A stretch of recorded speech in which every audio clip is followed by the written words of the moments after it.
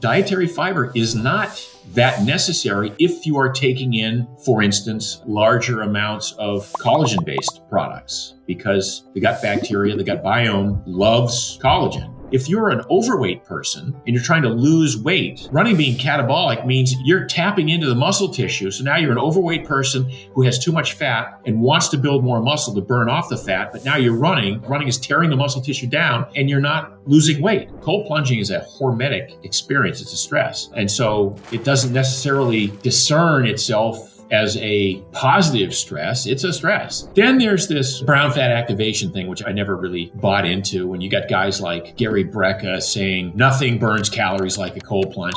Spend 2 minutes on an assault bike all out, and I'll tell you what burns calories. The science is never settled. The science is providing direction based on the latest sets of data and indicators, but it's rare that the science is actually settled.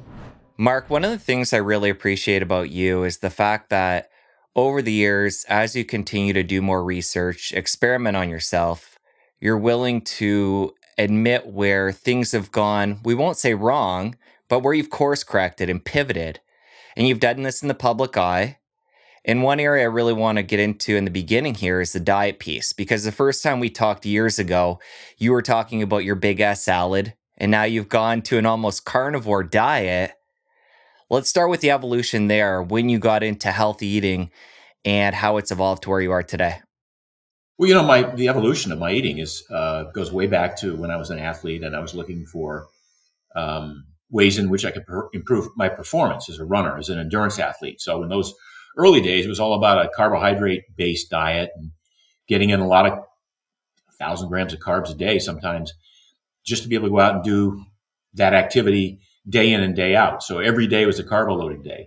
When I retired from competition, partly as a result of injuries and partly as a result of burnout, partly as a result of maladies throughout my body that I realized later were largely a result of the inflammatory diet that I was undergoing.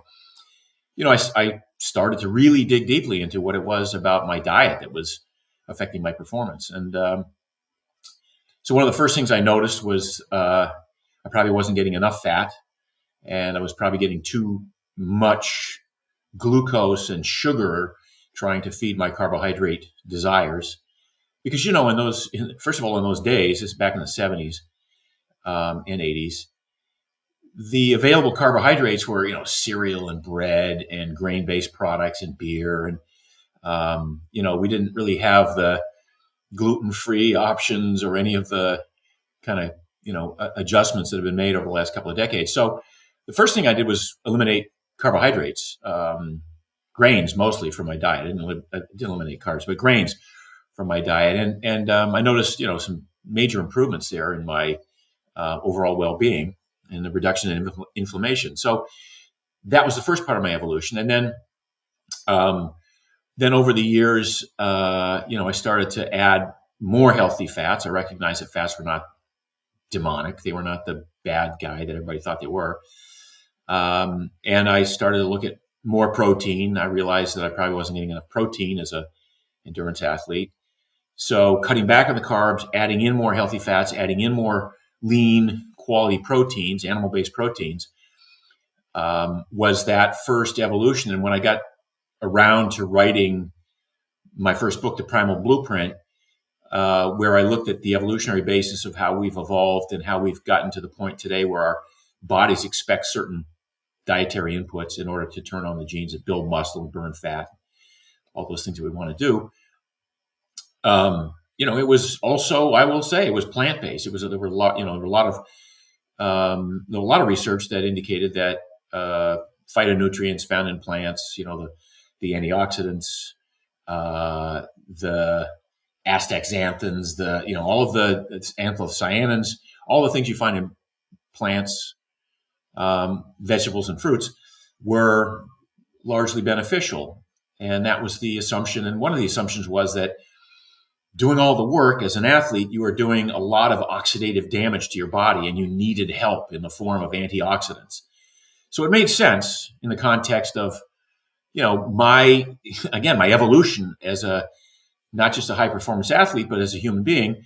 I wanted to reduce, the oxidation. So one of the things that I was able to add early on to my diet was this, what I call the big ass salad. And I made sure that I got protein, at every meal, and that I got my dose of phytonutrients, vitamins, minerals, antioxidants, and all of the other aspects in the form of a big ass salad.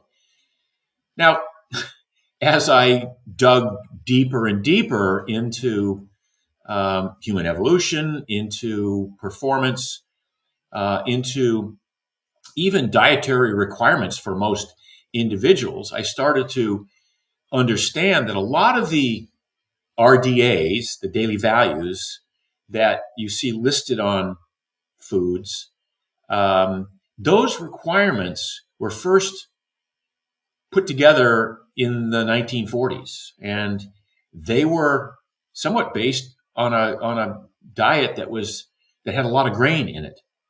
And it was my contention was that it was the grains that caused the need for an increased intake of vitamins and minerals, because the grains tend to be leaching some of these micronutrients.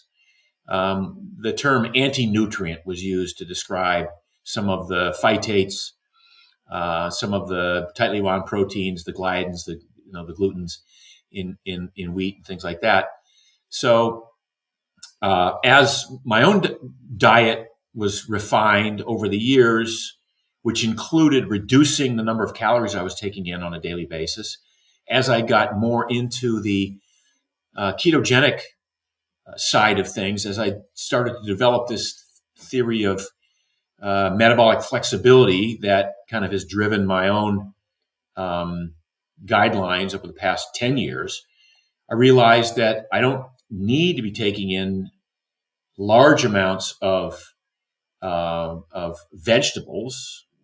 Certainly not for the micronutrients, because I don't think I need them. I get a lot of nutrition from the meat-based diet that I have. And also, there's this whole discussion of fiber and dietary fiber and how necessary it is. And I started to realize that dietary fiber is not that necessary if you are taking in, for instance, larger amounts of collagen-based products, because the gut bacteria, the gut biome loves collagen, and it will, convert that to short-chain fatty acids, which is what it's trying to do, which the biome is largely trying to do over the time. So it's a long way of saying I sort of evolved away from what I call the big ass salad. Now I have a salad every once in a while, mostly because I like the crunch. I like to eat. I like having a wide variety of food in my diet. I like the taste sensations of certain types of foods. So I'm not trying to be so exclusive that I exclude anything and everything that doesn't exactly fit my macros. But I don't, on the other hand, force myself to eat a giant salad every day just because. Does that make sense? That does. The piece I want to hone in on and open up for further discussion is the unique properties nutrition implants. It sounds like, reading between the lines, you don't feel like there's anything there that we're not getting from meat. But would you feel comfortable with where you're at now in the research and experimenting if it wasn't for that crunch and enjoying salad or other vegetables as part of diverse array and experience with other people or whatever the variables are there? Do you feel nutrition-wise there's anything special in plants? Not necessarily, but I would not, for instance, advocate for a completely carnivore diet, and I don't engage in one myself. So some amount of plants. I mean, if you looked at I said for the longest time that most foods exist on a spectrum, and there are in the plant world. In the plant world, we have vegetables and we have fruits. Fruits, if they're sweet, they're probably good for you. But even in the world of fruit, like some of the fruits today that are grown for for the vast quantity of consumers, caters to sweetness, right? It really wants to deliver a lot of sweetness. The fruits that we evolved on were probably a little bit sweet, and probably significantly tart and sour, but attractive to our taste buds such that we would consume them and benefit from them. Plants that are vegetable in nature, again, exist on a wide spectrum, and some of them are extremely bitter, and some of them are maybe even sweet. Butter lettuce and some of the milder forms of lettuce leaves are probably a little bit sweet. But then you have broccoli and cauliflower that need to be cooked in order to be probably best consumed. So I'm not excluding plants because I'm not eating a big ass salad anymore, but I'm not making them sort of the cornerstone of my plate the way I might have 10 or 15 years ago. One of the more recent areas of exploration in performance has to do with this concept of oxidation and inflammation as it happens in the gym, right? So we're working out, we're literally creating a little bit of damage to the cell. We're creating oxidative damage. We're exerting ourselves beyond a level of rest and maybe beyond our previous capacity to do work, and in so doing are creating what we call these reactive oxygen species, ROS, or free radical damage. The old concept was that was what caused delayed onset muscle soreness, DOMS. Therefore, it must be beneficial to take antioxidants to alleviate the discomfort of delayed onset muscle soreness. However, in the last 10 years, it's become clear that the reason you build muscle is a result of the signals provided by this oxidative damage. And to take an antioxidant after a workout might be counterproductive to your intention of building muscle or building strength or building power, or building aerobic capacity. So the human body is just a really complex organism, and it's everything you do is a multivariate equation. And if you change one or two variables, you have to look at everything downstream and what happens downstream. So the early assumption that I started my supplement business in 1997 with the idea that I was going to create these powerful antioxidants that athletes could take after workouts, and they were great supplements. I mean, it was these were combinations of vitamin C, all the full range of tocopherols, vitamin E, resveratrol, quercetin, you name it. And I had all of these antioxidants in there with the intention of reducing oxidative damage after workout. But then it turns out it wasn't harmful. It was just counterproductive to the intention of the workout. So you open this conversation by saying, I try to adapt to the science as I go along, and I'm willing to admit where I was wrong or pivot, if you will, on certain of my stances. There's another example of I stopped making antioxidant supplements because while they weren't harmful, and they were, I guess you could argue that if you're not an athlete and you're looking for an anti-aging experience, it may be that antioxidants are still exogenous antioxidants are still beneficial. Look, the body has superoxide dismutase, catalase, glutathione are the three resident antioxidants. And if you eat well, your body produces these antioxidants with the intention of mitigating all the damage anyway. So if you're eating well, why would you even need to take in exogenous antioxidants, right? So anyway, there you have it. As you share that story about the antioxidants, it gets me thinking about what other assumptions we're making today as a whole in this health and wellness community that within 10 years, this early science and experience that we're using to state things as fact or almost as fact, other pivots that are going to happen. And of course, that's just part of evolution. It's going to continue to happen as the education expands. But it's interesting to think 10 years from now what we're assuming and me and you are talking about here that's going to pivot? Oh, and it'll believe me, it will pivot. I mean, every 5 years, every 10 years, sometimes the pendulum swings entirely the other way. I mean, I think the one of the biggest issues with what's going on in the world right now is the term the science is settled. Right, the science is never settled.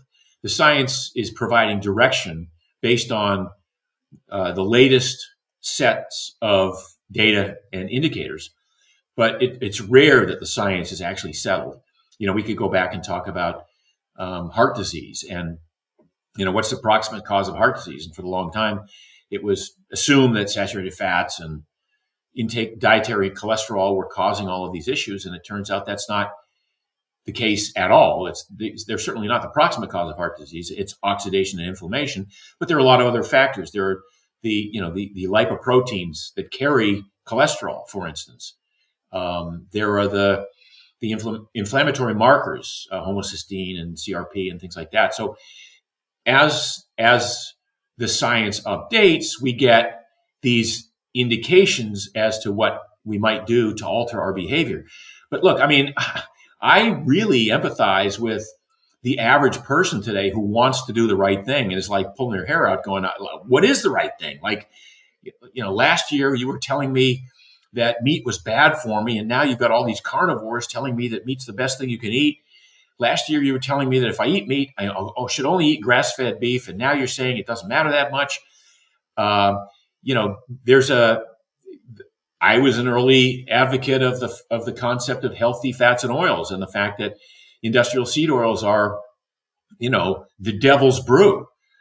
Now there's science that's coming out that says maybe it's not so much that way. Maybe there's a spectrum that some of these seed-based oils could be relatively beneficial. Some could still be harmful based on the methods of the processing. But health, everybody's got their kind of way of eating, and they'll defend it to the death, even more so sometimes than their religion or their political affiliation.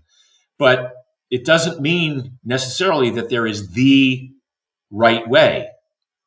I've said for the longest time, I've done a lot of research, I've done a lot of self-experimentation, and I can tell you my way, and it works for me, and it might work for you.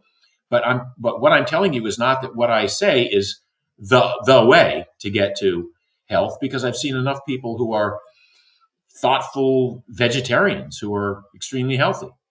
I think it's an extremely complex equation with a lot of variables, and you have to get a number of these variables dialed in which case there are lots of pathways to achieving good health. And not to mention the other layer where we have things like My Plate and the stamp of I think it's American Heart Association approval on seed oils or vegetable oils, saying that they're heart healthy. So in the conventional realm, we also have this other layer of confusion and conflicting advice that people that are only, say, dipping their toe into what we're talking about today have to sift through that as well. Like I said, it's I would not want to be an uninformed but well-intentioned average citizen today trying to do the right thing, because it's really difficult to parse this out. I think that's why most of my career has been focused around education. I want people to understand sort of how the body works, at least at a 30,000 foot level, and then make decisions based on that understanding, and make decisions based on self-experimentation over time, and then be willing to pivot if the information changes or the information shifts. If you're enjoying this episode, take a second and let me know by clicking like and subscribe below. Thank you so much, and now back to the show.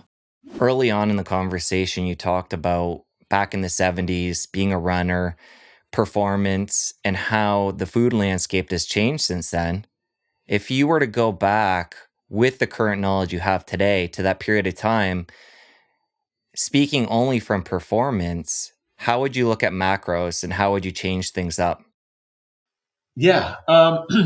Well, I mean, I change a lot of the training methods, because in those days we just trained hard all the time. I mean, I ran 100 miles a week for several years. sometimes 120 miles a week. And it beat me up, and it was, it was devastating. I think I could probably perform as well, could have performed as well on, let's just say, 80 miles a week. And I was a marathoner, so we felt that you had to put the miles in to do that. I would have spent a lot more time working on aerobic capacity, developing my fat burning skills, which would have involved periods of time, probably mostly in the off season, on a ketogenic diet for 6 weeks or 8 weeks at a time. I wouldn't have stayed keto, but I would have developed, fat burning capacity and built the metabolic machinery to burn ketones more effectively, and then be able to apply that to the workouts. So yeah, I would have taken a significantly different approach to my training. Now, having said that, when I had my DNA tested a bunch of years ago, one of the diagnoses that came back was that I was 57% endurance athlete, 43% strength athlete. So that's a good mix. That would have been great for Spartan racing or for obstacle racing, not so much for pure marathoning. I was probably too strong and too big to be a marathoner. And when I say too big, I was 5'10", I weighed 142 pounds. I'm the same 5'10", I weigh 172 pounds now. I weigh 30 pounds more, same body fat, but just, I have more muscle now as a result of not running and not being catabolic every day, not beating myself up, breaking myself down, and certainly, increasing my protein intake in the last several decades. So with my genetic complement, I do feel that I extracted the most out of this body that I could have gotten as a marathoner, right? I don't think I could have run 212, for instance, with the physical constitution that I was born with. So I feel good about the fact that I got the most out of my career. Now, I left limping away and, kind of destroyed physically for a while, but I feel like I did, the best I could have done given the tools that I had at the time. It's actually amazing that you were such a top performer, given what you just shared about your genetics there. Yeah, I mean, this was a different time, and people self-selected to be runners. People today, and I've got a new book coming out in January called Born to Walk, and it's really a takedown of the running boom over the last 50 years. And the main theme of the book is that a perfect storm of events created the running boom. It was the 1970s sort of me generation, moving away from the protest love generation of the 60s. 70s became the me generation.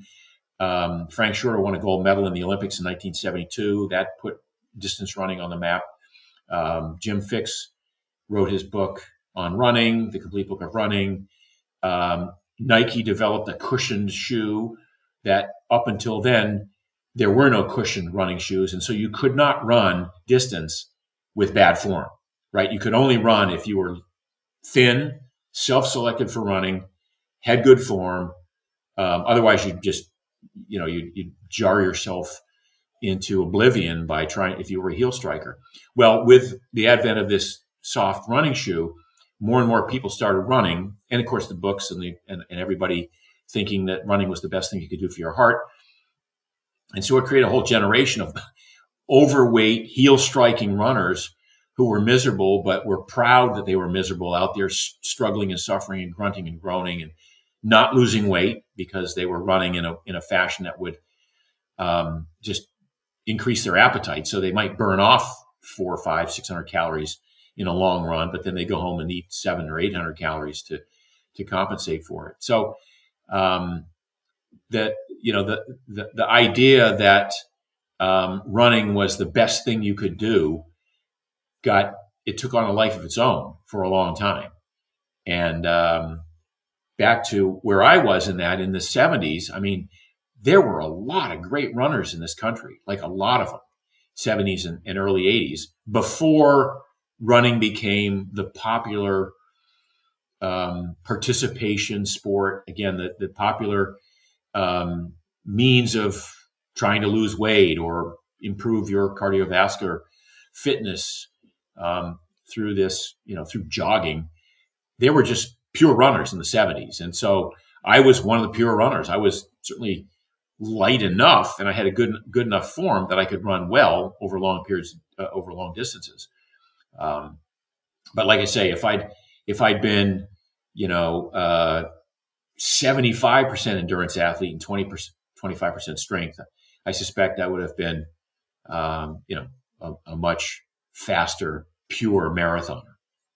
What would you say to the person out there right now who is still caught up in that conventional thinking of running and running on a regular basis as part of their health strategy and weight loss strategy? How would you convince them otherwise that they could be Well, putting that energy in another area? yeah. Well, first of all, I would say that walking is it's a quintessential human movement. And so walking is the best thing a human can do. And walking fast or walking with a backpack or walking trails, even better. There is no need for humans to run. If you look at our evolution, there's there's a book called Born to Run. And the thesis was that we evolved as endurance runners because we were doing what they call persistence hunting. We would chase animals for long periods of time. But what's missing in that whole narrative is that humans are able to run. We're not born to run. We're able to run because of all the walking we do and not sitting around. I mean, for millions of years, there were no chairs, there were no sofas, there was no TV, there was no, you either you sat squat-legged on the ground or cross-legged on the ground, or you walked, or you climbed, or you jumped, or you sprinted. But you didn't run every day. It was antithetical to health to be expending 500 or 600 calories training to go hunt, a mammoth. The actual fact of living in a harsh environment gave every human being the skills to be able to jog and sprint and walk and hide behind a tree and track the animal and do this for 2 hours until the animal kind of, gave up and you were able to put a spear in it. But our humans did not run daily. And we certainly didn't run metronomically, 8-minute miles or 9-minute miles for hours at a time every day. So we're not really designed to run. We're born to walk. We're born to sprint. And sprinting is a different concept. Sprinting, everybody who sprints, or most people, sprint with good form, right? With a midfoot strike. And also, early humans weren't overweight. Nobody was overweight. So even going back to the 70s, I think the rate of overweight or obesity in the country was like 15%. Now it's, overweight or obese is like 70%.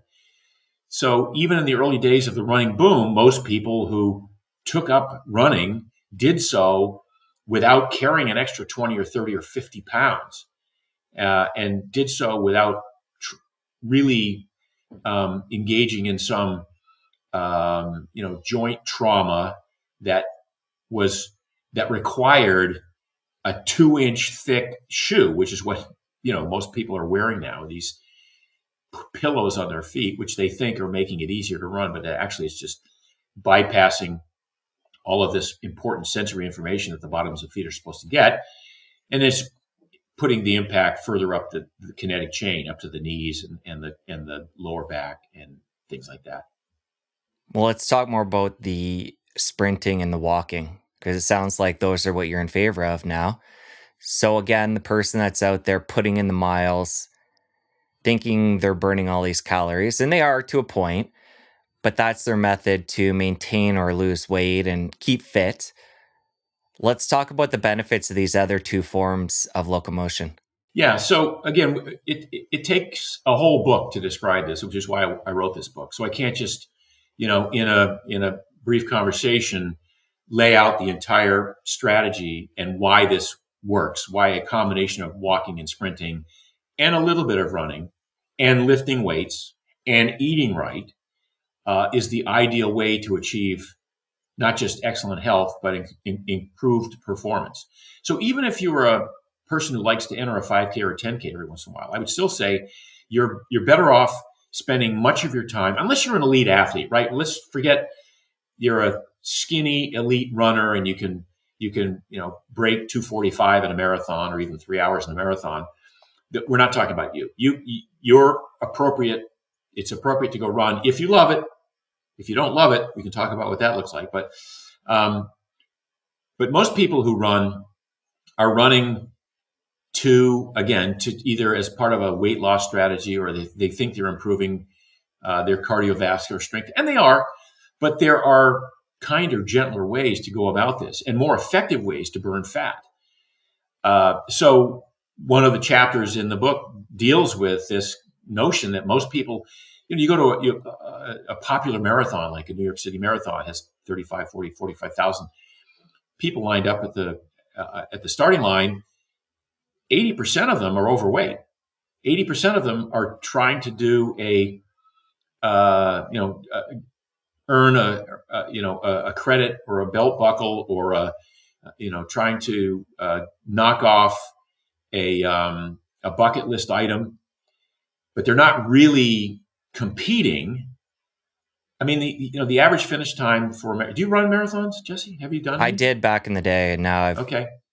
changed my thinking on. Yeah, cool. Because Good. I thought they were healthy back when I was doing them. Yes, and now yes, I'd yes, rather yes. not spend all that time away from the family training, and I actually think they're detrimental, and I want to get into this, to my health, to go out there and do that. No, it is detrimental, I think. So what kind of time did you run? Do you remember what kind of marathon time? My best was just over 3 hours. It was either 3:02 or 3:03. So that's great. Okay. So that's 7-minute miles. 3:03 is 7-minute miles.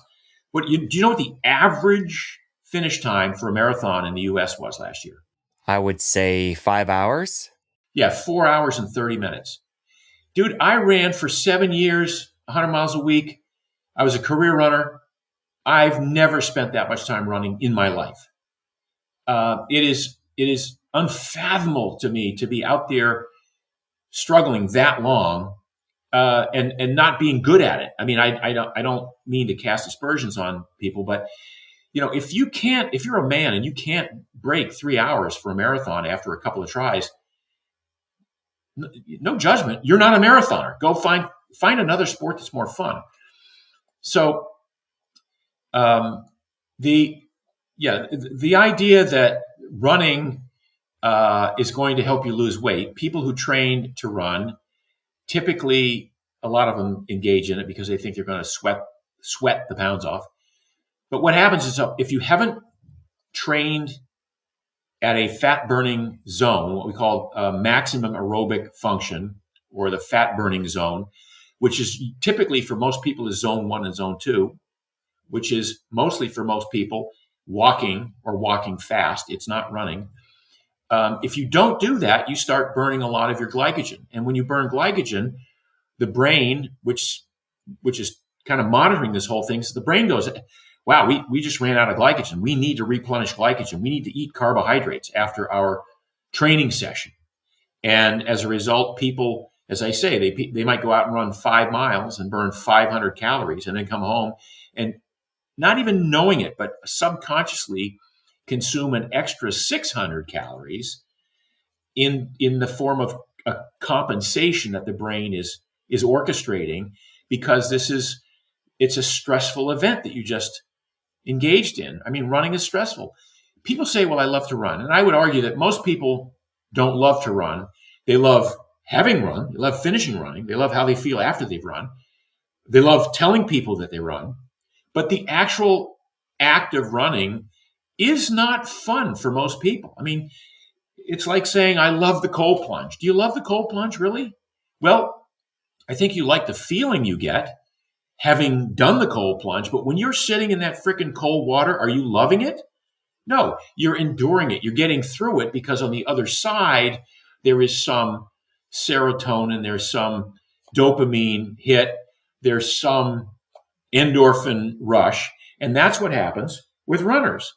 So it's when we talk about the runner's high, the runner's high is not a necessarily a wonderful beneficial thing that you should seek out every single day. The runner's high, this endorphin rush, is kind of a survival hormone. So to keep you in good spirits when you've done something that your body says you should not be doing a lot of this. So again, it takes a whole book to lay out how this happened, how we got to this point, and why walking on a daily basis is a much better strategy for burning fat, for building muscle and maintaining muscle, because running is catabolic. And even if you're lifting weights, look, as a runner, I lifted weights. I was probably the strongest runner I knew in my field. I was a top 25 ranked runner in the country. One year, I finished fifth U.S. National Championships in 1980, and I was probably the strongest weightlifting runner of all the people that I knew. But I couldn't keep the muscle on because it was catabolic. I was burning the muscle off every single day. Running is catabolic. Now, if you're an overweight person and you're trying to lose weight, running being catabolic means you're tapping into the muscle tissue. So now you're an overweight person who has too much fat and wants to build more muscle to burn off the fat. But now you're running is catabolic. Running is tearing the muscle tissue down, and you're not losing weight. You're actually maybe getting more fat. I mean, I've seen, runners who've been struggling at it for 20 years who have the same 25 pounds to lose, except now those 25 pounds are more jiggly.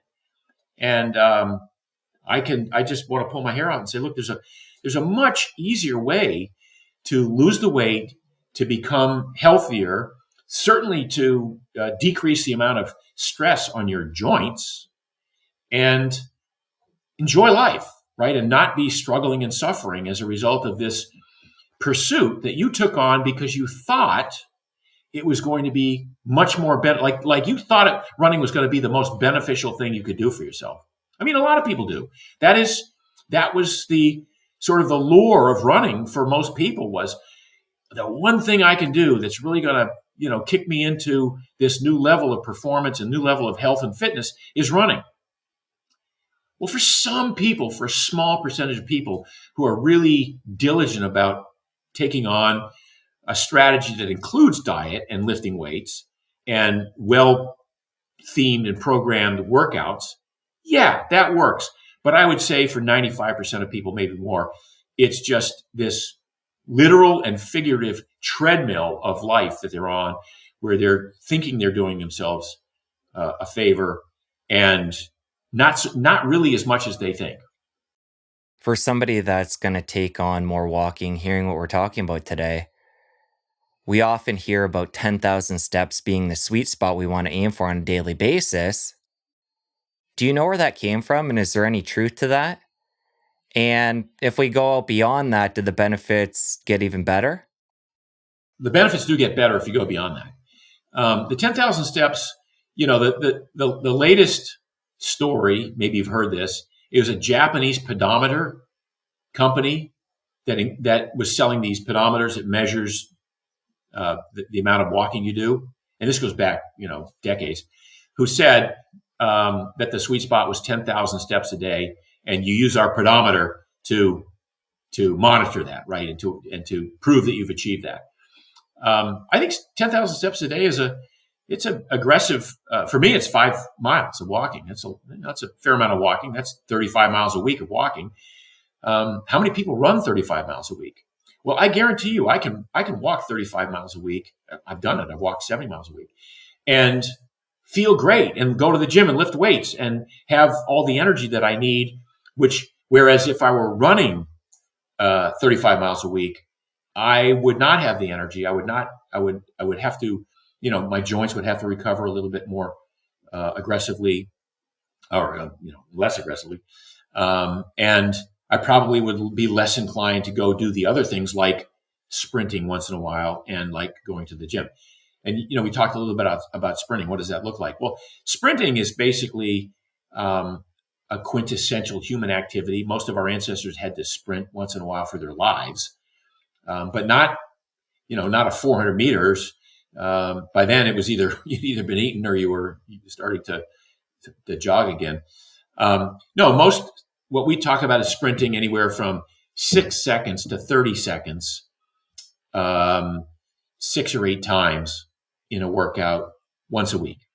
Now you can go more, you can be more, again, aggressive about that, but even as little as 6 or 8 seconds up to 30 seconds with a 2 minute rest in between constitutes a pretty significant workout. And as I've said for 20 years now, nothing cuts you up, nothing, becomes fat burning over a long period of time better than sprinting. Now, does sprinting have to involve running if you've got bad knees, if you're overweight? No, sprinting can be on an elliptical trainer. It can be on walking hard on a 15-degree incline up on a treadmill. Can be on a bike or on an assault bike, on a rope pull machine. There's lots of ways to sprint, but the intention is to do an all-out activity as hard as you can, whether it's again swimming or on a ski erg machine or rower or assault bike, and do it as hard as you can for those few seconds, and then rest, and then do it again in an all-out effort. Don't need to do it every day. Some people make the mistake of benefiting so greatly from their first couple of sprinting efforts. It's like, okay, I'm going to do this every day. Well, if you can do it every day, you're not doing it hard enough on the days that you're doing it. And you should not be able to repeat that effort the next day. You should be able to walk away from that workout, be refreshed and be ready to take on the day, not beat up and knackered. But you really don't need to sprint more than once every 5 or 7, sometimes 10 days for it to be an integral part of a training program that includes a lot of walking, a little bit of sprinting, and some weightlifting in the gym. Well, let's talk about that latter piece. We've gone into walking now, sprinting. For somebody that wants to have the trifecta in place over, say, a week, what would the resistance training piece look like? So when I first wrote the Primal Blueprint back in 2008, I put together a training strategy that was move around a lot at a low level of activity all day long, every day. So for most people, that means walking. So just move, move, move. Don't count calories. Don't think of, certainly you can count steps as a metric, but don't think about the calories you're burning. That's not what it's about. Move around a lot at a low level of activity. Lift weights twice a week. And if that's a full body routine, twice a week. And if you do it the way you should not be able to repeat it 2 days later, right? You should still be a little bit sore 2 days later. The reason you work out is to be able to get stronger. And in order to get stronger, you have to do the work, and then you have to recover, you have to repair, you have to rebuild from that work. So there's a lot of people who get started on a training program and they like, this is amazing, I'm going to do this every day. Well, then they get into a rut because they're not improving. They're doing the same workouts every day. And they're not getting stronger and they're not getting more powerful. They are getting more tired and they are getting more sore.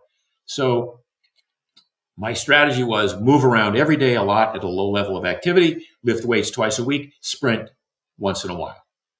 So that now 20 years into that template, if you do that, if you're not a high performance athlete and you stick to that template, you will get to 80 or 90% of your max potential as an athlete. You don't need to be putting in 2 hours a day of hard training to get to a great physique. Look, 80% of your body composition is determined by diet, right? 80% of how you burn fat and retain muscle depends on your food choices. The exercise part, it's necessary, but it's not necessary at the amounts that most people think it is. Well, while we're in exercise, I want to talk about footwear. And for those people that are watching, they can see your Peluva sign behind you right now, a relatively new company that you've started. The way I remember it, this is about 10, 15 years ago. Vibram Five Fingers came out, the shoes that have all the separate toes. And it's been something that's been in the background. I feel like it had a heavy acceptance in the beginning and kind of died down, and it's always been there. And now you have this new company. Talk about the evolution of barefoot shoes. And then what this new company you've created is building upon what's been there to add to that. So I was an early advocate, early adopter of five-toed shoes. I thought Vibram had done a great job putting these shoes together. I wore five-toed shoes exclusively for 15 years. But there was never attention paid to, I think, the aesthetics of the shoes. Number one, I never really liked the way the shoes looked, and I also felt that they were too minimalist. So when Chris McDougall wrote the book Born to Run, came out in 2010, he talked about running barefoot, the fact that feet are meant to be bare and in contact with the ground, and your feet are supposed to feel the temperature, the texture of the ground underneath. And every time you take a step, the brain, by the time you weight that front foot, the brain has all the information it needs on how to bend the arch, bend the toes, roll the ankle outward, maybe bend the knee, flex the hip, to absorb the shock of that footfall, whether it's walking or sprinting or jumping or running. So minimalist footwear became a big thing, starting with McDougall's book in 2010. One of the problems was that his argument was so compelling that people went out and bought minimalist shoes and decided, I'm going to run 7 miles the first day. And they would hurt themselves because these are typically people who were avid runners who had trained in thick, cushioned shoes, whose feet had been literally atrophied as a result of being stuck in these thick, cushioned, restrictive shoes. And then they put on a minimalist shoe, and now they're asking their feet to perform all of these muscular contractions that they hadn't been doing for the previous decade or two of running in thick, pillowy, cushioned shoes. So there was a little bit of a backlash to it because people said, well, these minimalist shoes must be bad for you because people are getting injured. Well, it wasn't they were bad for you. They were actually great. And the research over the last few decades since then has proven that humans perform better barefoot if they've trained to do it. And minimalist footwear is better for you. So having taken this on having only worn minimalist footwear for the last 2 decades, I really wanted to address this issue that I'd had with the fact that I didn't think that, number one, some of the minimalist footwear did not account for the fact that, in fact, some of it was too thin, right? It was too minimalist. And so you would put on this minimalist footwear, but then I would walk 3 or 4 miles on pavement or concrete or tile or marble or hardwood floors, and I'd get bone bruises because the feet that we have today that evolved over millions of years evolved over dirt and grasslands and relatively forgiving surfaces that changed with every step. The tilt of the footfall changed with every step because there were no really flat surfaces.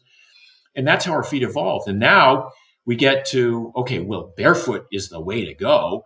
But then you get out on pavement or sidewalks or concrete, and you realize that our feet we're not ever really developed to have that sort of exposure to hard surfaces. So the first thing we want to do is find that sweet spot, that ideal amount of cushioning that provides enough cushioning for the foot to go walk 10 or 12 or 15 miles on concrete or pavement, but also still be able to feel every little undulation. So we wanted a shoe where you could, like you walk on cobblestones, you feel every single change in the cobblestones. You can feel a crack when you walk on a crack, or a manhole cover.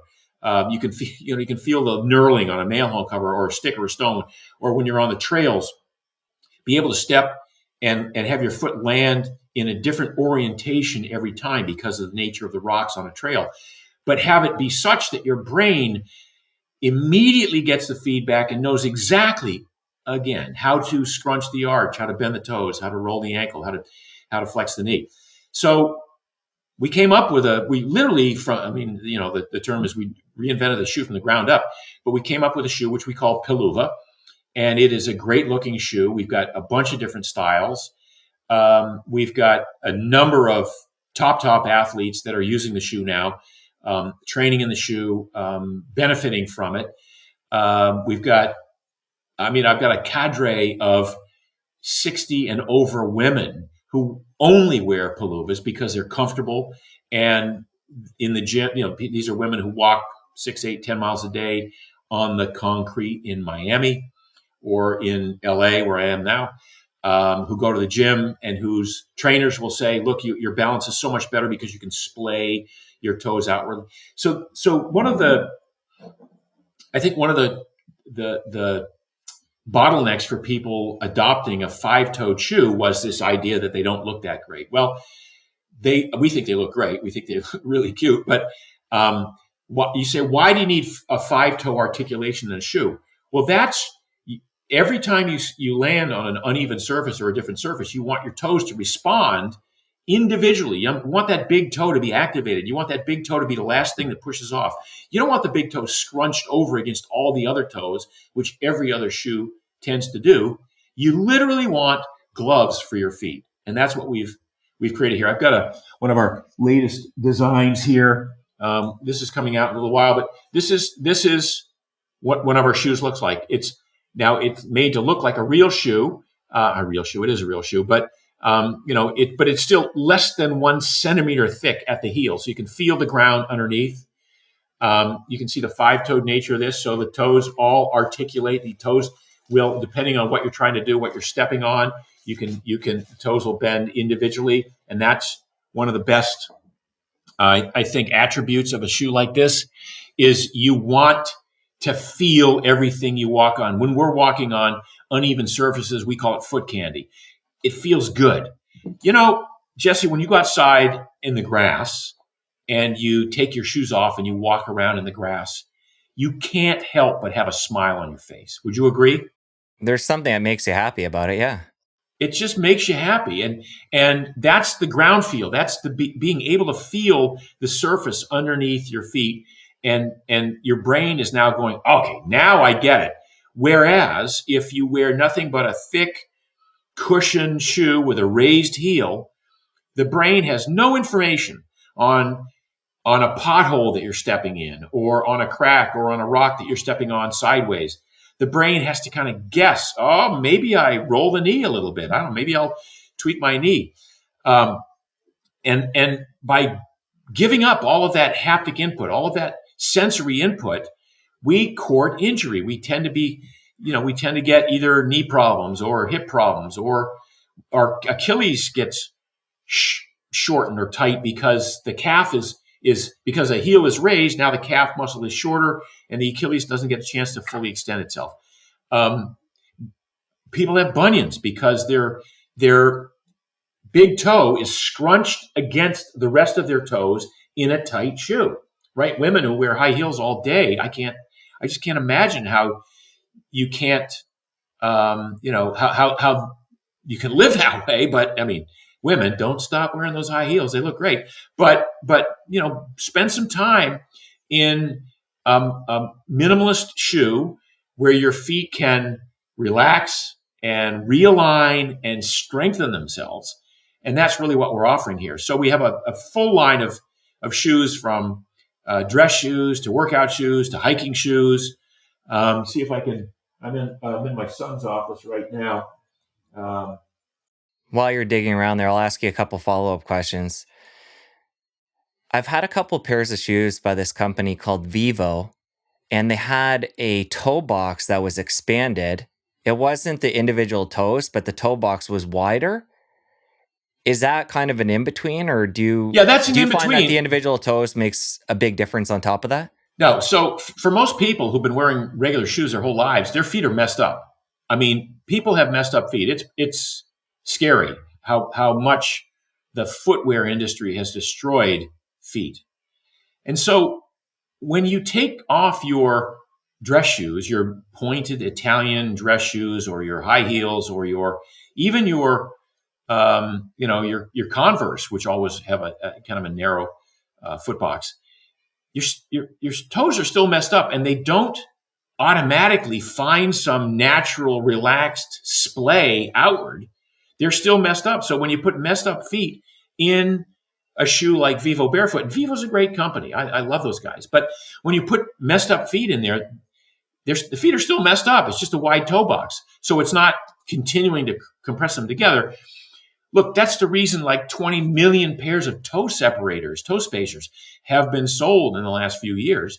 People recognize that once you take your shoes off, that doesn't address the problem. If you take your shoes off and your toes are still all gnarled and stuck together, you got to sort of force them apart. You have to do exercises. You have to do things to improve this toe splay.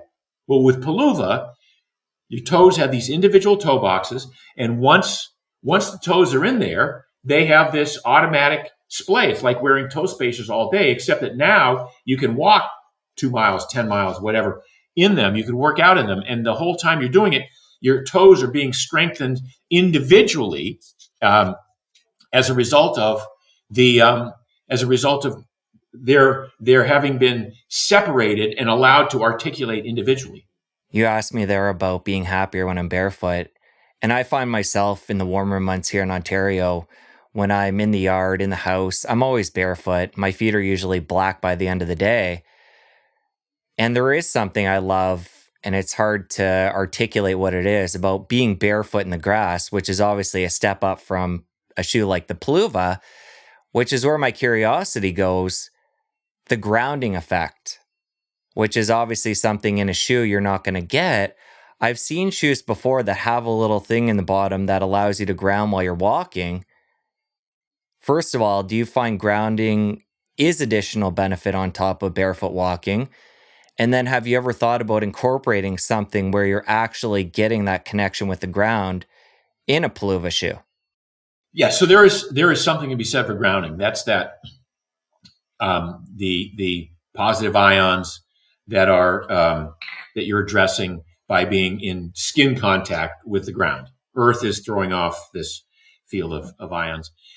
Now, shoes that have this plug in them that's supposed to improve grounding, I'm not buying it. I'm not yet buying that this metallic plug is enough to offset the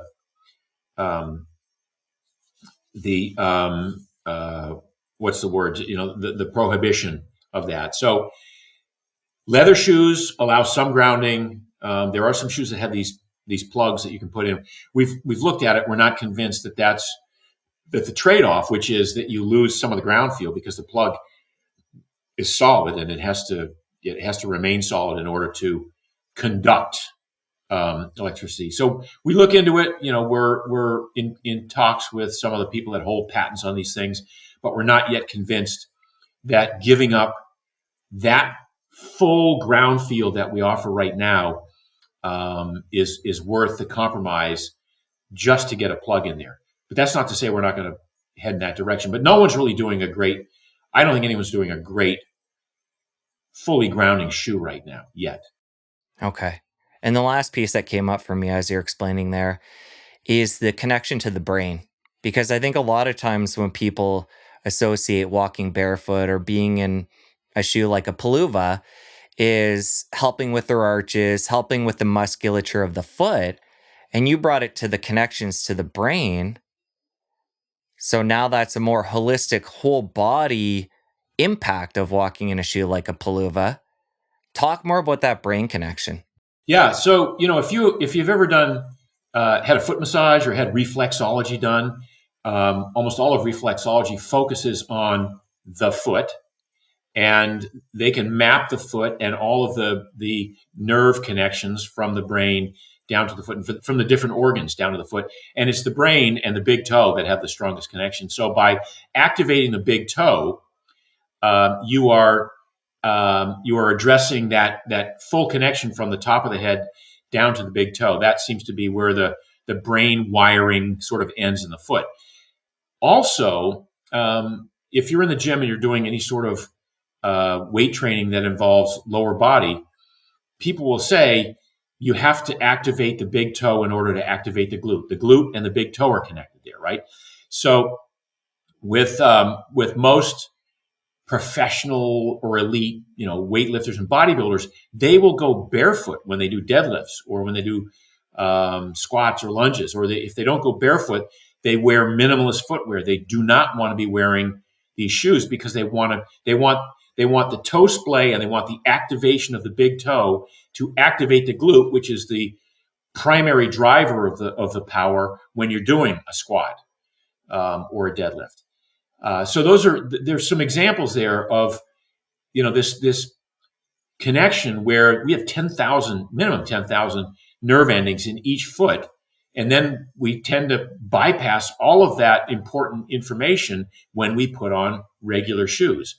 So the idea behind Peluva was to, again, as you said, to allow every muscle, what we call the intrinsic muscles, the small muscles of the feet, to be involved in every step and not be cast with arch support and bound up at the front and elevated heel so that all of the impact starts from the ankle and goes up the body and up the kinetic chain. That's not what we want. We want the foot to be involved. We want all the muscles of the foot to be involved in every step we take, which is the arch, the plantar fascia, all of the digits, all of the metatarsals, all of the area, the ankle rolling, all of these intrinsic muscles in the foot. We want them involved in every footstep, if for no other reason than to unburden the rest of the body higher up the kinetic chain. I mean, that's what feet are for. And again, it drives me crazy that the footwear industry just, for the most part, refuses to acknowledge how important feet are. Look, they're our connection with Earth. They're a connection with the environment. They're what we use to communicate with the environment around us.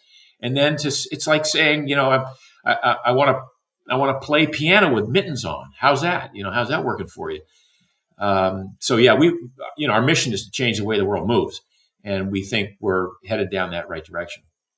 All right, I want to come back to diet now. We opened up talking about the transition of your diet to a mostly carnivore diet. Last time we talked, you had just written the book 2 Meals a Day. So I think a good place to jump back in here is to take me through a typical day, when you break your fast and what you're eating. So I typically don't eat what most people would say is breakfast. I flew in last night. I'm in LA. I flew in yesterday from Hawaii. Got up this morning, had a 7:30 appointment in Beverly Hills. Got back in time to do this interview with you. I'll probably eat at 12:30 or 1 o'clock today. That'll be my first meal. And because I'm on the road and I have a certain availability of certain foods, I'll tell you exactly what I'm going to have today. It's going to be a salad, but it's going to be a salad with a lot of tuna on it. So, and I'm looking forward to that. And then I won't eat again until dinner time, and I'll have a giant steak, probably maybe some broccoli, maybe not. I don't need to. Sometimes a steak is enough. Glass of wine, and that's about it. Might have a piece of chocolate while I'm watching, catching up on my Netflix. I was gone. I was in Europe for the summer. Didn't watch any of my my Netflix shows, so I've got a big list of things to keep. My wife and I. This is our time together. We hang out on the sofa and cuddle and watch Netflix. What can I tell you? That's a great way to end the day for me. I can relate. What are you guys into these days? Perfect Couple is what we're watching right now. Have you seen that?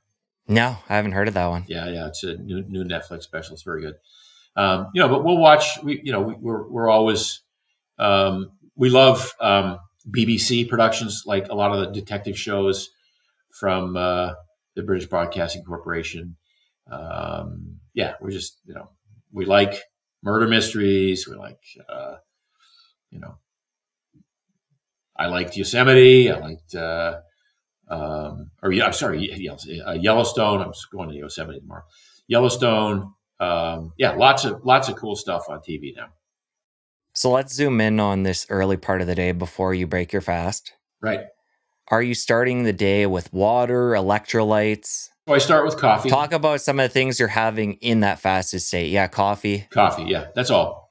I mean, I don't drink a lot of water. I am like I'm drinking water now because I'm, I try to keep wetting my whistle if I'm talking a lot. Um, I work at a computer almost all day long, and I don't talk a lot, so uh, I'm not, And then when I do a podcast, all of a sudden I'm talking for 2 hours. So We'll talk more about the hydration piece because there is this underlying assumption in the health and wellness space that we need to be drinking this copious amount of water per day. And you can take this number, your body weight in pounds, divide it by two, yeah, drink that many ounces. There's a lot of people standing behind recommendations like that. And I know you don't feel that way. So talk about yeah. how you So look at so I'm hydration in a general sense. yeah. In a general sense, drink when you're thirsty. No need to drink when you're not thirsty.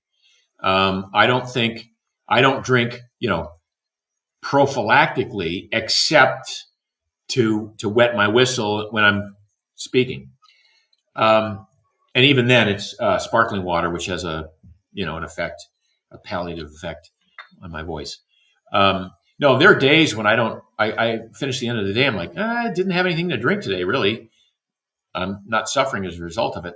Look, the human thirst mechanism is one of the most perfect homeostatic mechanisms in the human body. And if you think about our ancestors, they didn't carry a Stanley bottle around with them all day long, and or drink 2 gallons a day until they peed clear. Water was a rare commodity in many cases. They weren't always near a river or a stream or a lake. Maybe they licked the dew off the leaves in the morning, and that was their water for the day. So it's not like we need to be drinking a lot of water. I would argue in some cases that drinking too much water has a dilution effect on electrolytes in the body, and you can um, there are actually conditions that you can develop from drinking too much water, and I've heard of that happening. It happens a lot. By the way, it happened a lot um, in the endurance community in the 80s, 70s, and 80s, where people are told, if you don't drink a lot of water during a marathon or a triathlon, you might die. And then come to find out, people were dying of the exact opposite, hyponatremia, which is too little salt because of all the water that they were drinking and not taking in enough electrolytes. So, that brings me to electrolytes. So I don't drink a lot of water. In terms of electrolytes, look, the guys at Element are good friends of mine. I think they've done a good job. I do find now that putting Element in a bottle of cold sparkling water at the end of an hour and a half hot bike ride in Miami Beach is a great thirst quencher. So that's a time that I will drink. If I've been sweating 3 pounds or 4 pounds off in the Miami heat, riding a fat bike in the sand, I'll absolutely rehydrate with that. But that's me being thirsty, right? That's me paying attention to my thirst mechanism. And once my thirst is quenched, I'm like, okay, I'm done. I don't need to overdrink or overhydrate beyond that point. I'm a big fan of Element as well. And I've been doing the carbonated Element through the cans that they recently came up with. And then through that, realized you could just add it to carbonated water too. And it's just a great combo. Again, I've been out of the country until last week for 3 months. So they've introduced that since I've been out of the country. So I'm looking forward to trying it. But I do hear people say they like to mix carbonated water with the canned Element. Yes, They have this new black cherry lime flavor, my new favorite. So be curious to hear what you think of it. looking forward. So you mentioned having tuna for lunch and a steak for dinner. It gets me thinking about different kinds of protein, different nutrition.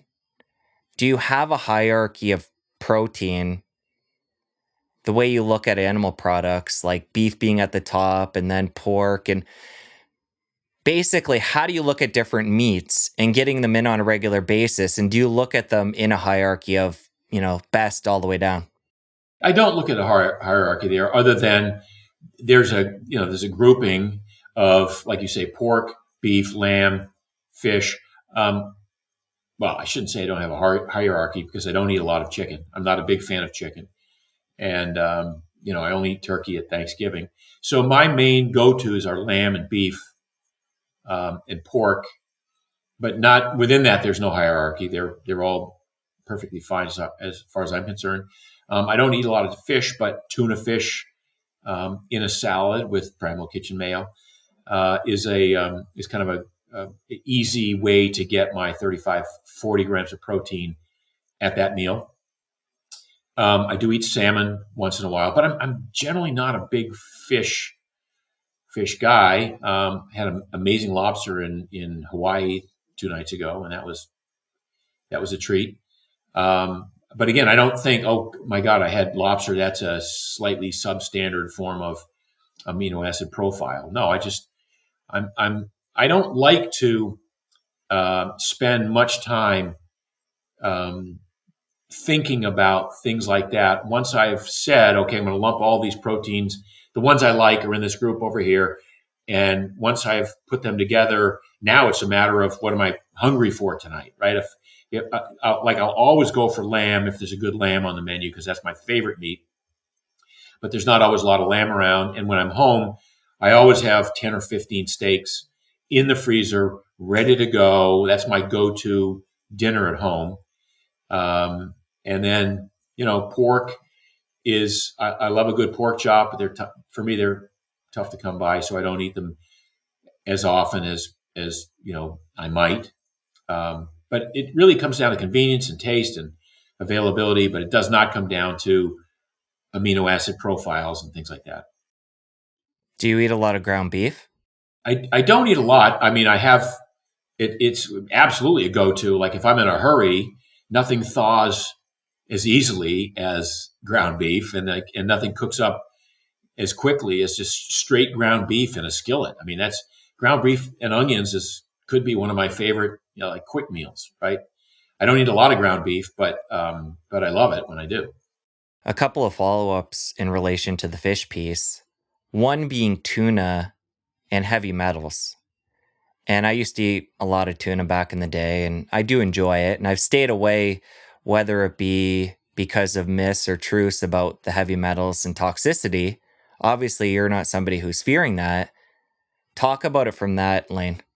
Well, yeah, I don't really have an issue with that. Primarily because when I eat canned tuna, I use Safe Catch. And Safe Catch is marketed as lowest or non-existent in heavy metals. They test for heavy metals every tuna they catch. And then, if I'm having ahi from Hawaii, because I'll eat at a restaurant in Miami that gets fresh tuna flown in every day from Miami, from Hawaii. I don't really eat it enough to think that it's going to be a problem for me or problematic for me. So it's not. I mean, I get when I get my blood work done once, maybe every 8 months. I look at heavy metals. I look at mercury, and I'm never at an area where I'm concerned. So I don't agonize about it. The other reason that somebody might put certain meats in a hierarchy, well, micronutrients, but one thing I'm thinking about specifically is omega 3s. And it sounds like you are getting fish, on a semi at least regular basis. But is that something you're considering when you make, say, your weekly menu? I want to get fish in once a week because of my omega 3s. Do you supplement with those? Basically, how do you feel Yeah, about yeah, omega 3s? yeah. I used to supplement with them. I used to make them, and I think Primal Kitchen probably still makes my former company still makes omega 3s. I'm not. What happens over time is I look for what's the minimum effective dose of anything that I can do or consume. So what's the minimum effective dose of exercise I can do and feel good and be strong and not get sick? What's the minimum effective dose of food, calories I can take in a day, not be hungry, maintain muscle mass, never get sick? What's the minimum amount of micronutrients I can take in or minimum amount of supplements I can be required to take in and still be healthy and fit? So over time, I've reduced my intake of omega-3 supplements. And when I'm, when I'm in Miami, I do have salmon for lunch once a week, mostly because it's a ritual that I have. There's a restaurant I go to that has the best salmon in town, a giant piece of salmon once a week. That's sort of my main intake of omega threes. I don't look at the omega threes necessarily as a component part of grass fed beef, for instance. People say, "Well, wait a minute, don't you only eat grass fed beef, Mark?" No, I eat or USDA organic, no hormone, hormone and antibiotic free, but I'll eat grass finished beef. Almost all beef is grass fed for much of its life. And I don't really buy beef for its omega-3 content because there's so little omega-3, even in grass fed beef. It's such a tiny amount, like it would not be a good source. So I don't really pay as much attention to the omega-3s as I used to, for better or worse. I don't know. Maybe I'll change my mind. I don't know, Jesse, maybe I'll change my mind after this podcast. But for right now, like the salmon I have at least once a week. Maybe I'll have it again at dinner at a restaurant some other night, but it doesn't factor in. I don't really plan a strategy for a week's worth of food. The way you described your typical day there with the fish at lunch, the steak at dinner, and you mentioned a big steak. Obviously, you're prioritizing protein, but let's get into the details of what that looks like in your head. Are you trying to hit a certain grams per meal to stimulate muscle protein synthesis? Talk about how you look at that, or is it more relaxed? It's much more relaxed. I don't even look at that. The only thing I do is every meal I eat, I'm like, what's my protein at this meal? Really, what's the protein going to be? What's the basis of the meal going to be in terms of protein? So I wouldn't go, order a bowl of spaghetti with butter on it as a main course meal, or necessarily a sandwich with cheese on it. I look at more of again, fish or beef or lamb as a main protein source during a meal. And I don't look to, I see all of the talk on the internet now about, grams per pound of body weight, things like that. Again, if I look at the minimum effective dose of protein, for me, it's probably 100 grams a day. Maybe even less, might be 80 grams a day. Now, some days I get 120, maybe I'll get 130, but I weigh 172. I don't get 172 grams of protein ever. And I can't imagine how people do that, who are getting a gram per pound of body weight. Now, if you're a large person and you're on a diet and you're wanting to, satiate and be satisfied at every meal, that may be a good strategy. Try to base your main caloric intake on gram per pound of body weight. Therefore, if you're a woman weighing 172 pounds, you want to get down to 140.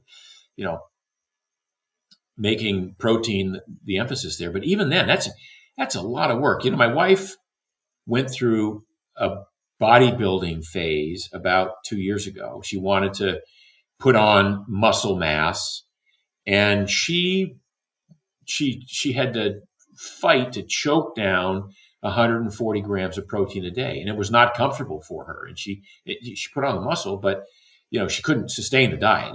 It was completely unsustainable.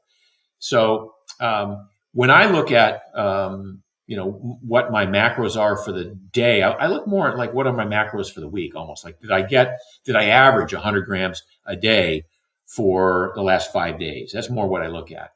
Then how do I hit that 40 grams or 35 grams per meal, every day? It just doesn't sit that way with me. If I sit down and have a 12-ounce steak for dinner, I don't even know what is that 85 grams maybe or something like that of protein? I don't know. I'd be guessing. Yeah, same. And it depends on the cut of meat. But, so that's a big chunk of protein. And it would beg the question, how much of that is assimilable from that one meal, right? We know it's more than the 30 grams we used to think. We used to think, again, 10 years ago, that the thought process was you can't assimilate more than 30 or 35 grams of protein in one meal, so why do it? That was back in the day when you'd say, okay, I'm 5 small meals a day, protein at every meal 5 times a day. Well, that's unsustainable too. But it was the bodybuilding mantra for the longest time. So you didn't go into cannibal mode and start cannibalizing your muscle tissue.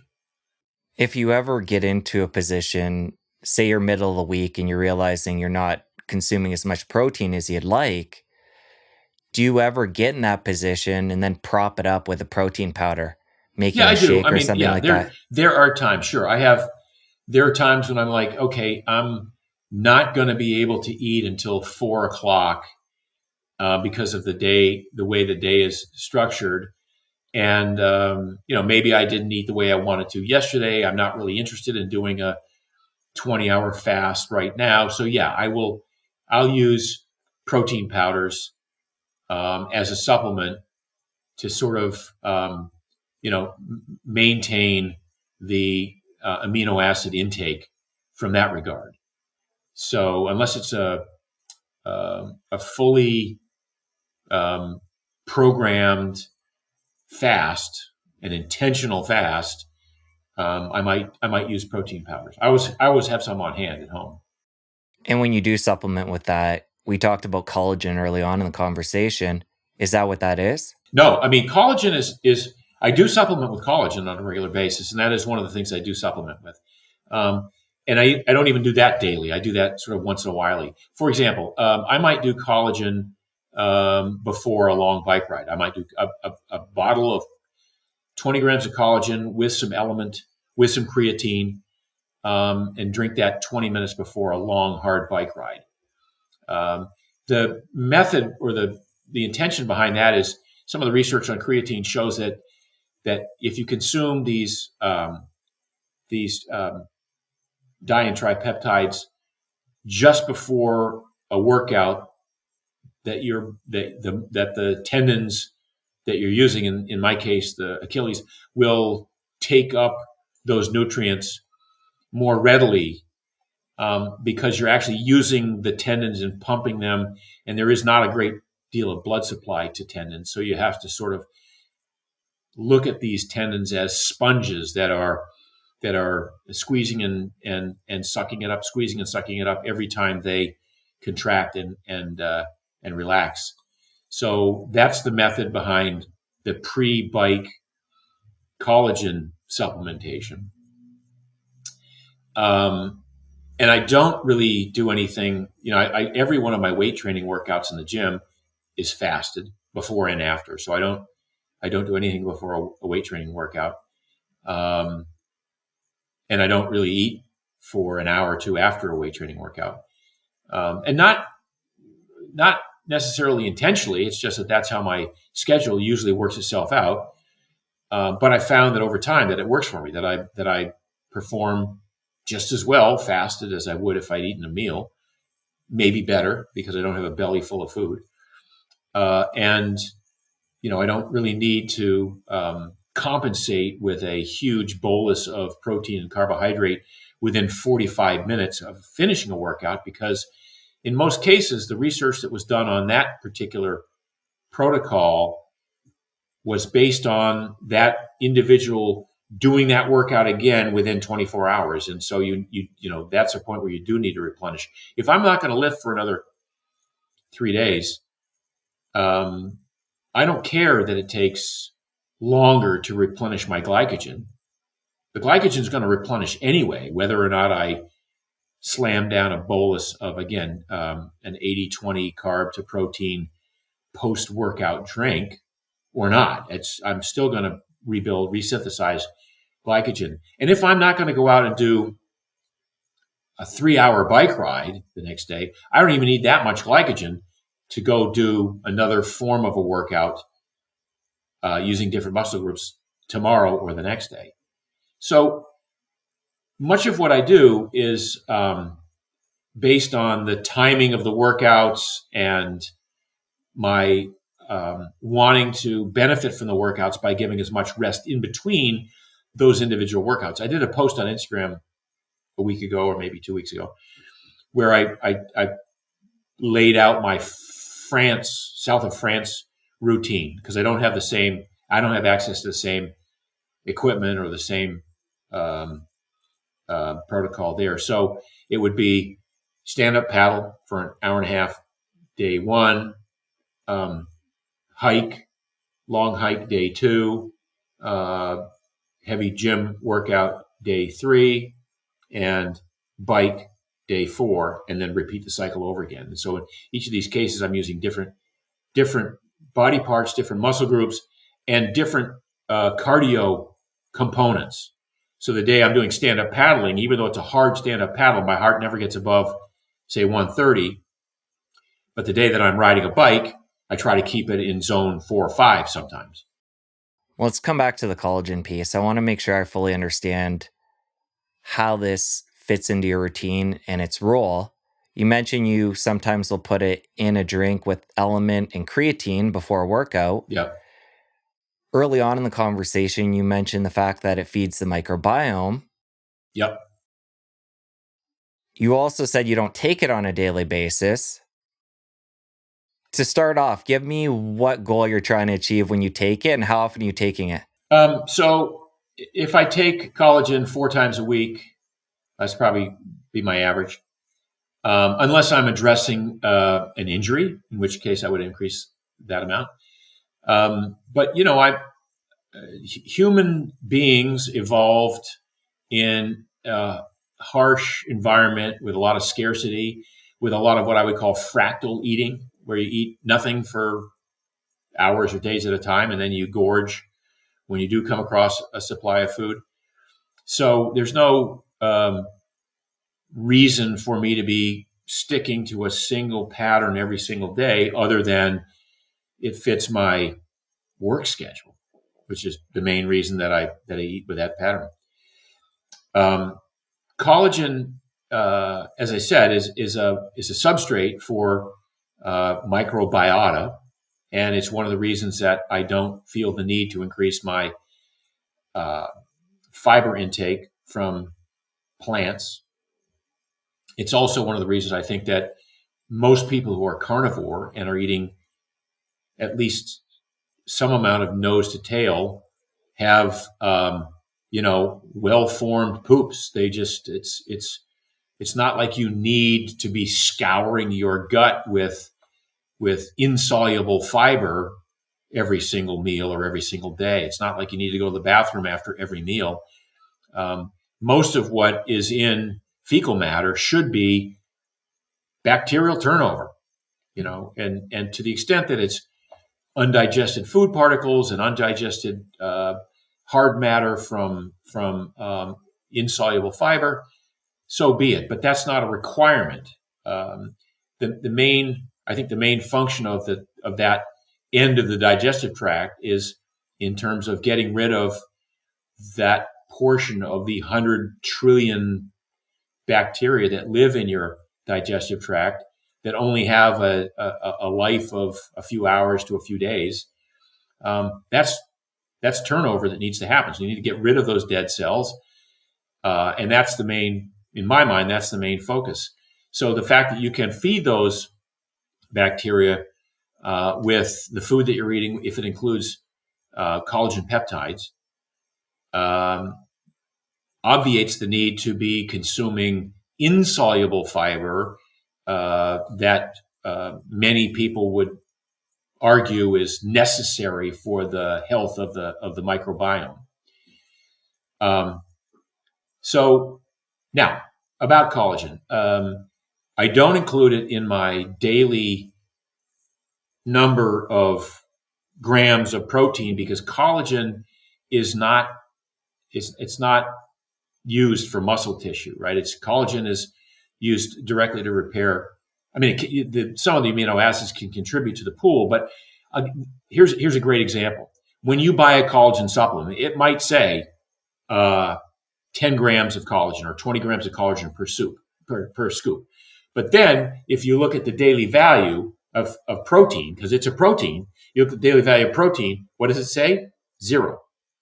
How is it a protein and you've taken 20 grams, but it's zero daily value because you can't live on collagen. That's why I say it should be the fourth macronutrient.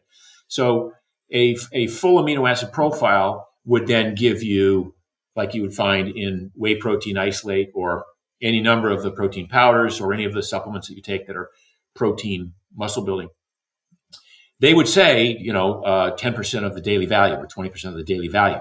But collagen, by its very nature, is not life sustaining. There was a program back in the 80s, maybe the 90s as well, called the liquid protein diet. And people died on that liquid protein diet because the liquid protein was basically collagen. It was gelatinous collagen, and so it was not life sustaining. So people would say, well, all I'm eating every day is my liquid protein. It's 500 calories. It's 120 grams of protein, but it was all collagen. And people literally suffered congestive heart failure and had all sorts of electrolyte issues because they assumed, because it was protein, that it was the right kind of protein and it was life sustaining. It was not. So that's the reason when you go buy a collagen supplement, it should say daily value 0%. That is so interesting. And it's interesting that we're obviously looking at this, as you mentioned, the fourth macronutrient. The pushback you could get in this whole section with collagen would be, doesn't it just break down into amino acids, add to the pool, whether it be whey, whether it be collagen, either way in the digestive system, it's going to break down. Yeah. What you're saying here is it's not like that. It's not adding to our daily protein. Yeah. And there's something special going on with the physiology there. So a lot of these are di-and-tripeptides that will retain their form passing through the gut lining into the bloodstream. So they're not necessarily broken down into single individual amino acid units that then contribute to the pool. But it's for that reason that I usually take my collagen apart from other protein.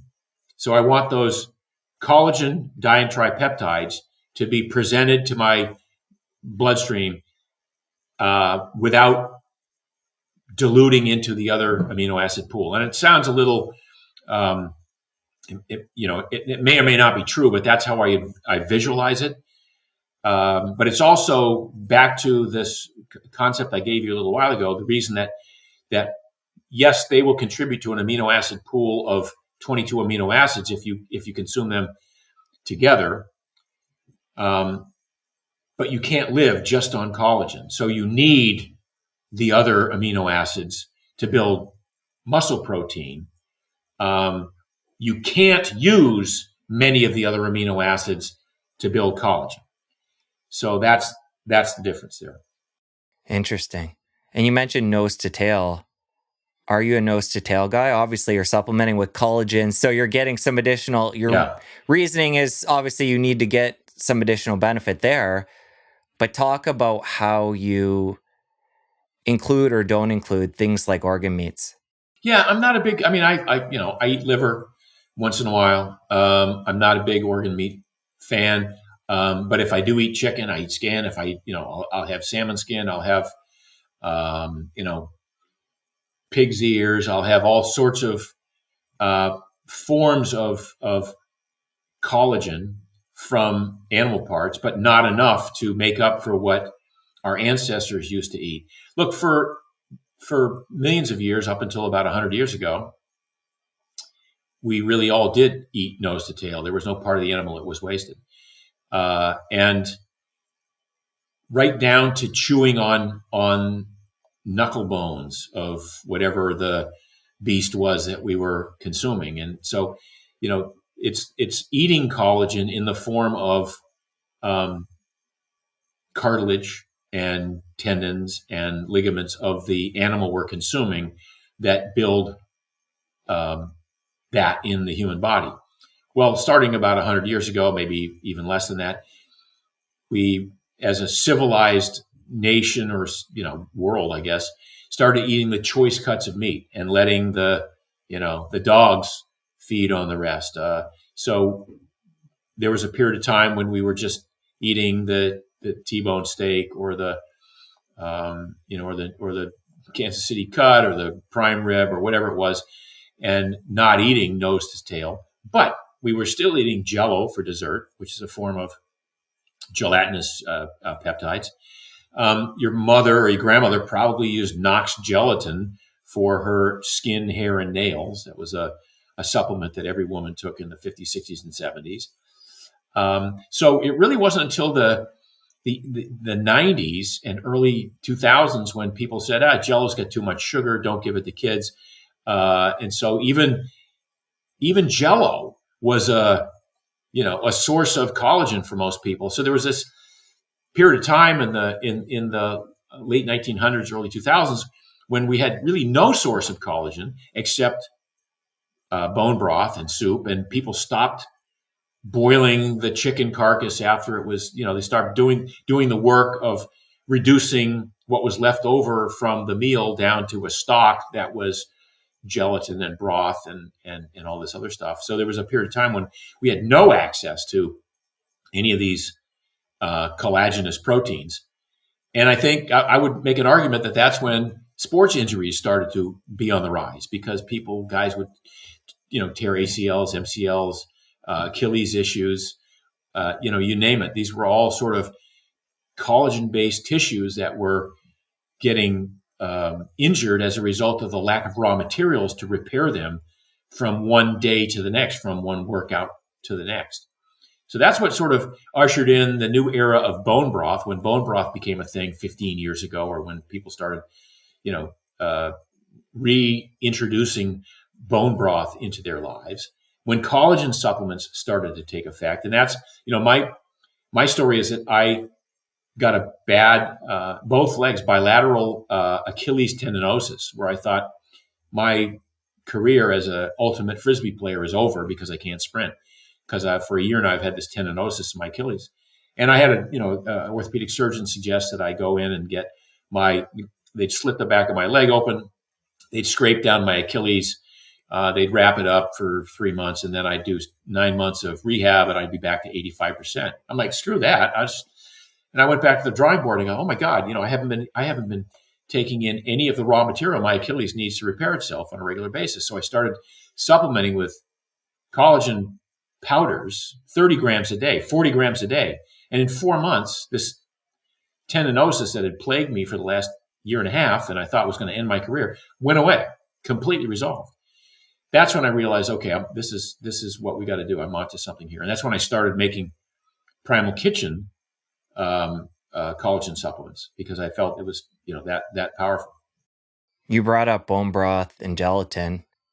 Are those currently part of your diet, or is collagen where you get that special, the special components we're talking about here? Yeah, I get it from collagen supplementation, because I just don't have the time to be making bone broth. My wife does not like to cook, so that is what it is. So we don't spend it. Now, my daughter, it was an amazing chef and has written a book called Kitchen Intuition. She'll make bone broth. She'll make, all of these stocks and soups and things like that. And she's very aware and cognizant that her 2.5-year-old and 5-year-old need these. But in my case, that's why I supplement with collagen powder. A lot of times now you can go to the health food store and get pre-made quality bone broth, and we've even bought in powdered gelatin and made healthy gummies at home for the family too. So for people out there that want different options, yeah, they are out there now. For sure. How do you feel about different types of collagen? You talked about different animals, and you can even see on the back of certain supplements they take. I know, type 1, type 2, yeah. Exactly. From different animals, they'll combine them together, and the assumption there is this is a more robust, complete collagen supplement when that's done.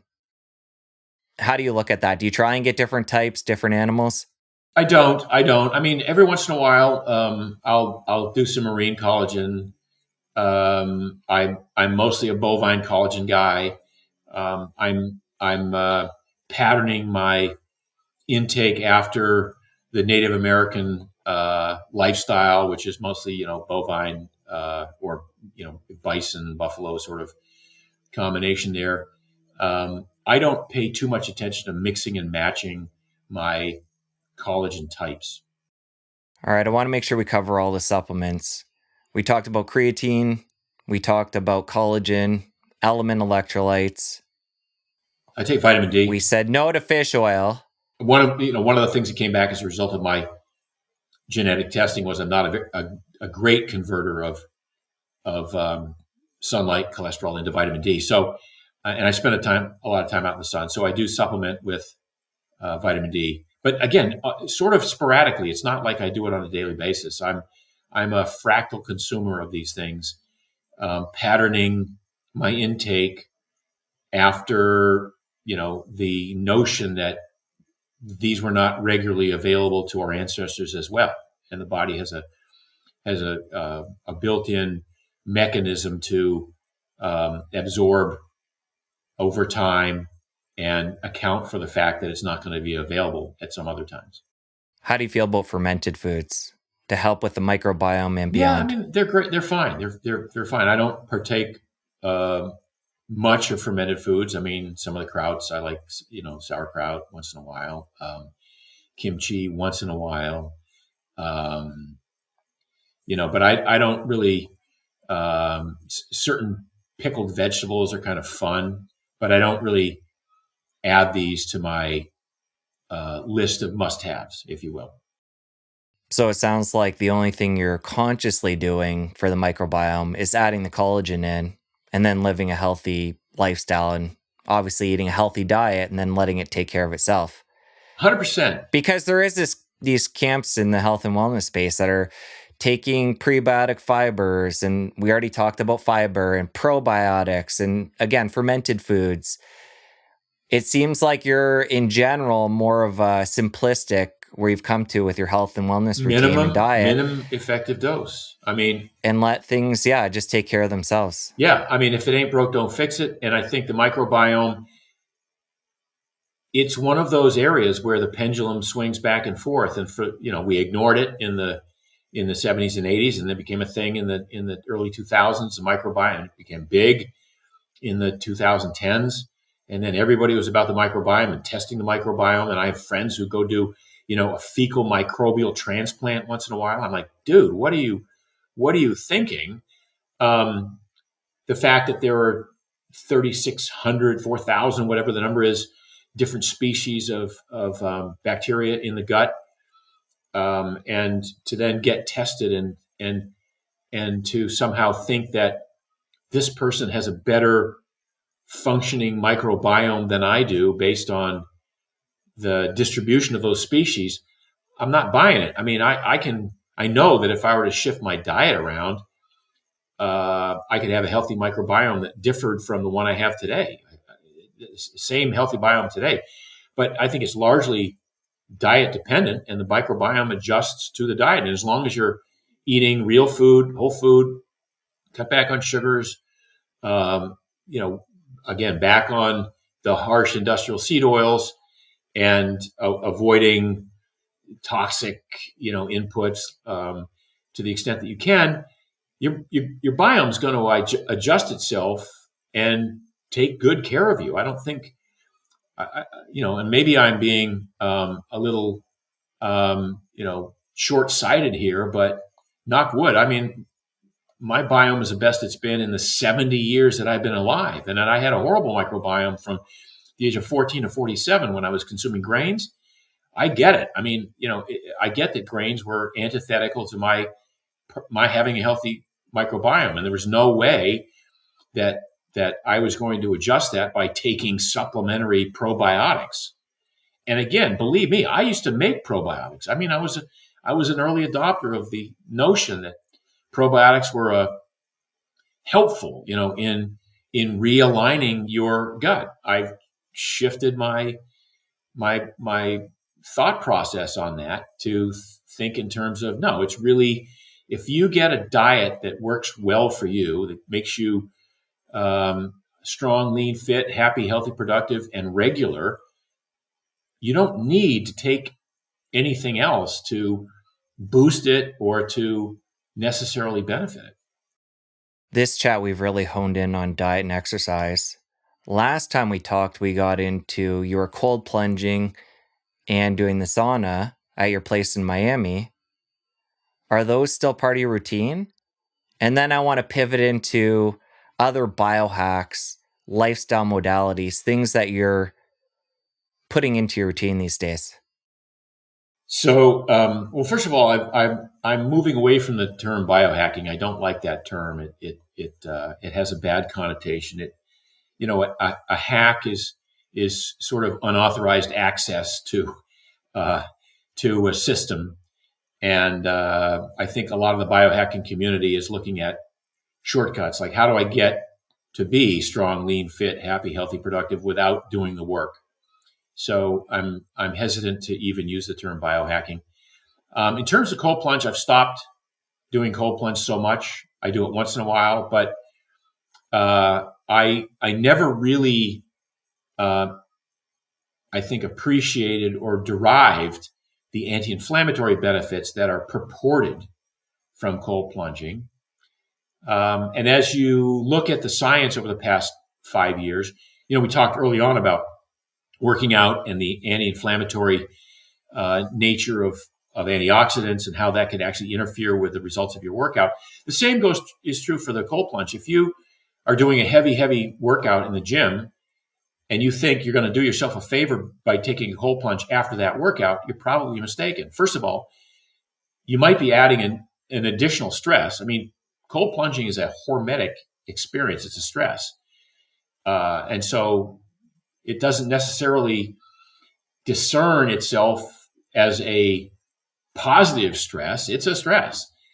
The fact that you're doing it to maybe decrease inflammation after your workout, as we said, you want the inflammation from the workout to take hold. So if you're doing a heavy leg day or something like that, the first time you might even be able to justify doing a cold plunge is 5 hours later or 6 hours later.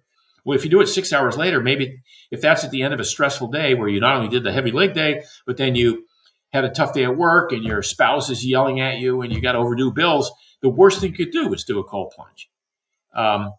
Then there's the brown fat activation thing, which I never really bought into. When you got guys like Gary Brecka saying, nothing burns calories like a cold plunge. Bullshit. A lot of things. Spend 2 minutes on an assault bike all out, and I'll tell you what burns calories. So this brown fat activation thing, I don't see anybody losing tons of weight by just cold plunge. Now, it's a great head trip. It's a great hard thing to do every day. It's a great way to train your mind to overcome adversity for those 2, 3, 4, 5 minutes that you're sitting in the water. But I did it for 10 or 15 years, more like 15, and I'm over that. I don't need that aspect of adversity. I know how to do it. I know I can do it. So what's my point in continuing to do it now? I do it once in a while, but I don't do it as a part of my regular routine. In terms of sauna, look, sauna is enjoyable to me. And so sauna isn't like, if you ask people, which would you rather, which is more pleasurable to you, a cold plunge or a sauna? I think you'd probably get like a 90 to 10 response that the sauna is more pleasurable. Saunas are great after a workout. They're great as a way to relax at the end of a day. They're great instead of a workout. They're a great way to get your heart rate up without working out. They're a great way to sweat a little bit. So I'm a big fan of saunas. And when I have the time, I will incorporate sauna. But I don't, and I have one at my place in Miami. But I'm not there now. So, and I haven't been there for 3 months. So I haven't done a sauna for 3 months. I'm not jonesing for a sauna. I'm not hurting as a result of not doing a sauna, but I'm a fan of saunas. Are there other hacks that I'm using? I don't even think those are hacks, by the way. Those are original. The cold plunge is a Nordic experience from day one, as was the sauna for that matter, or a sweat lodge for some native populations. So I don't really even consider those hacks. What would you consider a hack I now, mean, Jesse? hack is just terminology. Yeah. That you don't have to overthink that part of it. Just things that you're doing as adjuncts on top of the diet and exercise. It could be things like red light therapy, Yeah. I mean, I don't do red light. anything in that realm. There's so many different, it could be supplements. We already talked about supplements, but Yeah. things that Yeah. you're piling on, oftentimes they are hormetic stresses. You covered sauna and cold plunge. So just anything else that's part of your routine. If you're waking up and doing something as an adjunct to daily living. Yeah. Not anymore. Not really anyone that I would call certainly a shortcut to a longer life. Um, yeah. I mean, the only hack, if I were to call it a hack, is the amount of walking that I've been doing in the last couple of years. I walk whenever I can. I have phone calls while I'm walking. I do a lot of stuff when I'm walking because I think that movement, that slow aerobic movement, is the single best thing a human can do. And once you stop moving, you start dying. And I love your point about stacking all these different hormetic stressors on top of each other. And it's quite easy to pile them all on. Like you said, we can be fasting in the morning, do a workout, go and hit up before. I think you were doing this regularly, where you're working out fasted, going and doing a cold plunge sauna. Maybe again, you had an argument with somebody that morning, work, you got an unexpected email that morning. Like, just reinforcing what you said there. And then people are piling this all on and they're already in this go, go, go, stressed out state. And they're probably doing more harm than good in that Then, case. then you wonder why you get sick. You wonder why you have a cold or a flu or something. Last piece I want to end on, Primal Kitchen. It's been a number of years since you sold the company. I'm curious, what's your current involvement with them? I'm still the face of the brand. I still am a full-time consultant for new products and development. We've got next month I'll be in LA for all hands on deck, full team meeting, cheerleading session. Huge fan of what the team is doing. And I will be at least for the next year and a half. It's been 5.5 years since I sold it to Kraft, and we've continued to grow, and our presence is pretty much everywhere now. One of my fears, and I'm sure a lot of other people in the health and wellness space, when that company was sold to Kraft Heinz, was quality would diminish. Obviously, good to hear that you're still on board. And it sounds like the products to this point can still be trusted and they're of highest quality. No, absolutely. I mean, Kraft didn't change our team. Our team is still our team, and for the most part, we kept all of our co-manufacturers.